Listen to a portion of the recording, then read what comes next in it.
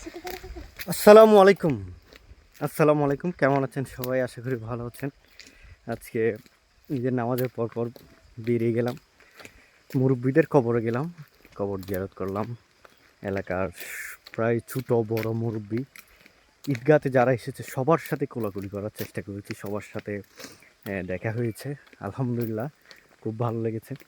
এরপর আসলে আমাদের বাড়িতে আমার জ্যাঠা চাচা ওদের ঘরে গেলাম। সেখান থেকে এখন বের হয়েছি আমাদের বাড়ি, অর্থাৎ আমার যে পাড়াটা রয়েছে সেখানে আমাদের যারা চাচা জেঠা অন্যান্য যাদের ঘর, তাদের ঘরে বেড়ানোর জন্য বের হয়েছি আমরা। এখন রাস্তায় হাঁটতেছি, দেখতে পাচ্ছেন আমাদের গ্রামটা বেশ সুন্দর, সবুজ শ্যামল, চারদিকে সুন্দর প্রকৃতি। আমার সাথে আমার মেয়ে আছে, তারপর আমার ছেলে সায়ান, এই যে দৌড়াচ্ছে, ওর কাজই হচ্ছে দৌড়ানো।